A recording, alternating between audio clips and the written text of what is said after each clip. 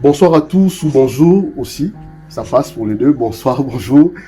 Bienvenue à ce podcast que vous connaissez déjà, les échos d'ici et d'ailleurs. Je suis Chancine Soumb. Vous le savez, j'ai l'habitude de le dire, c'est mon podcast, votre podcast et notre podcast à nous tous. Vous l'avez dit, vous l'avez demandé, on l'a fait. Aujourd'hui, nous avons changé de cadre, nous sommes ailleurs. Parce que depuis qu'on a commencé, on était au même endroit et aujourd'hui, on a changé. Je pense que pour les prochaines émissions, on changera aussi des cadres parce que vous nous aimez tellement, vous nous proposez des places et nous nous déplaçons aussi pour vous. Et on est très contents pour cela. Déjà, merci à vous parce que c'est grâce à vous que nous tenons, c'est grâce à vous que nous résistons et c'est grâce à vous que nous évoluons. Vous savez déjà cela, n'hésitez pas à le partager, à commenter, à liker, à faire tout ce que vous savez faire. Vous savez faire.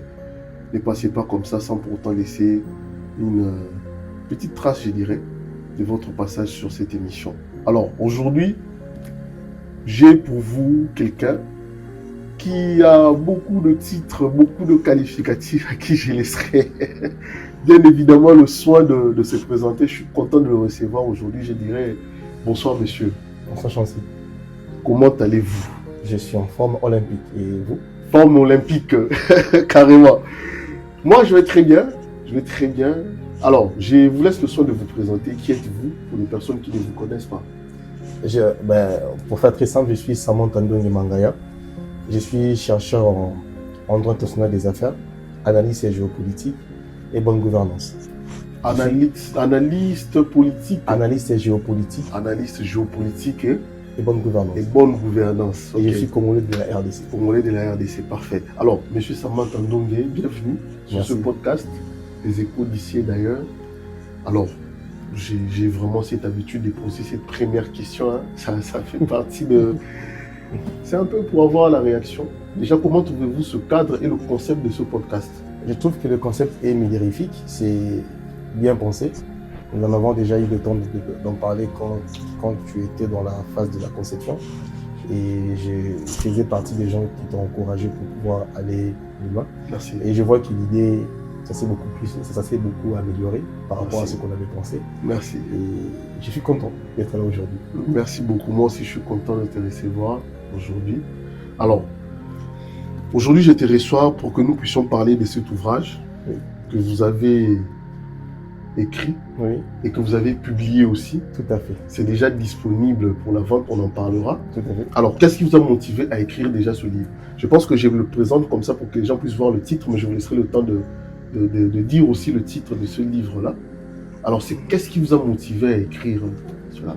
Ce qui m'a motivé à écrire ce livre, c'est parce que je suis congolais de la RDC.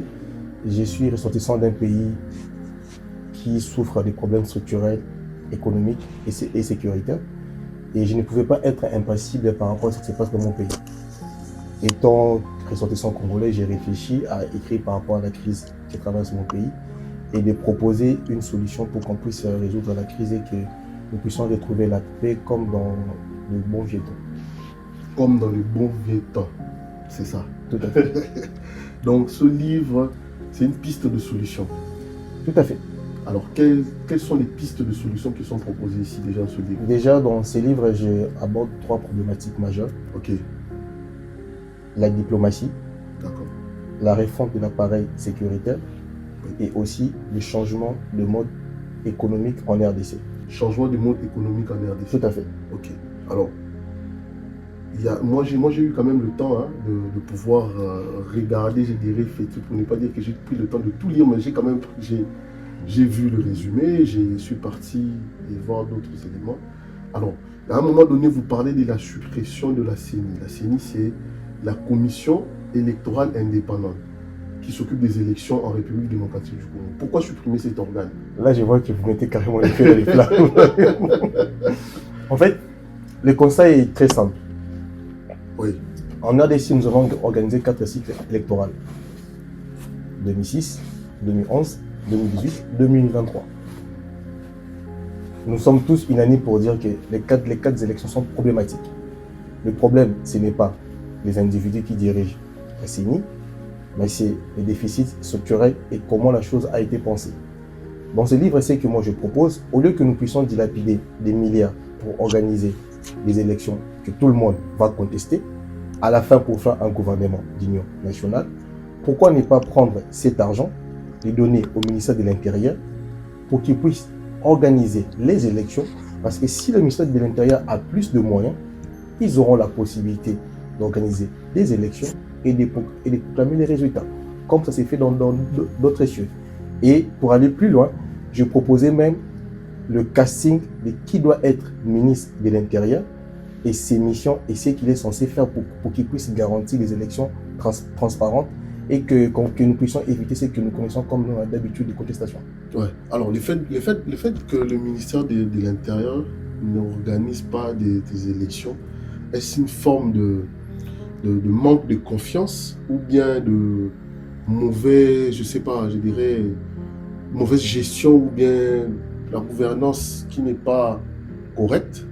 Ou c'est quoi réellement le problème dans ça? Ça fait plus de 30 ans que dans notre pays, on a le problème de crise de la légitimité dans les différents niveaux du pouvoir. Aujourd'hui, quand vous avez des chiffres qui sortent du ministère de l'Intérieur, tout le monde les remet en cause. Parce que non seulement ils n'ont pas des éléments des quatre coins du pays, et souvent même quand ils font des analyses, soit c'est biaisé par rapport à la forme ou par rapport au fond. Or, aujourd'hui, avec plus de moyens, il y aura des fonctionnaires du ministère de l'Intérieur qui seront formés, qui seront très pointus et qui pourront être aptes à pouvoir apprendre des analyses et de sortir des statistiques et des chiffres pour pouvoir qu'on puisse aller dans des élections apaisées. Il y a dans des pays qui sont avancés mieux que nous, le ministère de l'Intérieur, c'est le ministère qui maîtrise mieux le territorial que d'autres ministères. Donc c'est eux qui font les statistiques et c'est eux qui vous disent qu'on a reçu autant de visiteurs, tout à fait. Autant sont partis, autant sont restés. Et donc c'est légitimement que c'est eux qui puissent organiser les élections parce que eux ils ont des chiffres, ils ont les chiffres et puis ils ont les fonctionnaires et des éléments dans les quatre coins du pays. D'accord. Alors une autre question, selon vous, la personne qui aura le temps de lire cet ouvrage, cette œuvre, qu'est-ce qui peut changer en cette personne-là? L'apport de ce livre dans la vie d'une personne, c'est quoi? Il y a une chose, la personne qui lira ces livres, sa vision de voir le Congo et de penser l'État ne sera plus pareil. Parce que dans ces livres, je pars beaucoup plus loin où je propose même de réformes sur la diplomatie et sur notre façon à pouvoir gérer la chose publique et notre façon à pouvoir négocier au nom du pays. Oui. Donc, c'est déjà un livre. Non seulement je parle de la souveraineté économique, sécuritaire et aussi économique, sécuritaire et diplomatique, oui, mais j'aborde aussi une partie qui est panafricaniste. Parce que n'oubliez pas que la RDC est entourée de 9 voisins. Oui. Et nous sommes membres de plusieurs communautés économiques au niveau de la sous-région. Nous avons la CAC, SADC, oui, PAC, et nous avons aussi la communauté des pays des Grands Lacs. Nous avons aussi COMESA. Nous sommes membres de beaucoup d'organisations, hormis l'Union africaine. Donc aujourd'hui, si on arrive à pouvoir développer la RDC et qu'on arrive à résoudre la crise en RDC, je vous garantis que la paix va revenir dans la région des Grands Lacs. Donc ce livre donne quand même la foi que cette crise pourrait être résolue. Tout à fait. Par des voies diplomatiques. Pas seulement par la voie diplomatique, mais il faut déjà qu'on puisse être clair sur une chose. Oui. Nous avons souvent tendance à mener des analyses biaisées. Parce que quand l'analyse est biaisée, les résultats ne seront pas concluants. Or, dans ces livres, je propose une autre façon de pouvoir revoir les paradigmes pour qu'on puisse avoir des analyses correctes et même quand on fera l'interprétation et l'application de l'analyse, pour qu'on puisse arriver à des solutions adaptées. Je vous donne un exemple. On ne peut pas investir 1 milliard ou 1,4 milliard pour organiser des élections avec la CENI et chaque 5 ans, il y a toujours des contestations et de mordants. Donc, comme disait Albert Einstein, la folie c'est de faire la même chose et de s'attendre à avoir des résultats différents. Sauf que là, je propose qu'on puisse faire autre chose carrément. D'accord. Faire autre chose différemment, carrément, autrement.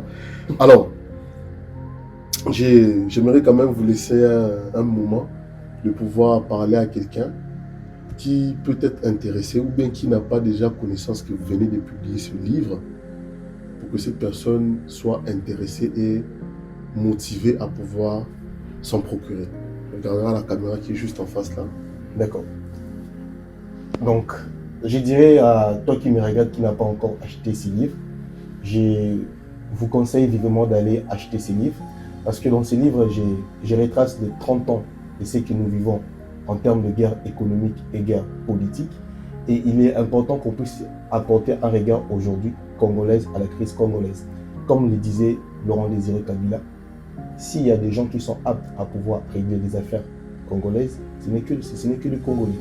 Et au lieu qu'on puisse attendre que la solution puisse arriver de l'Orient ou de l'Occident, il y a aussi des Congolais qui peuvent proposer des solutions.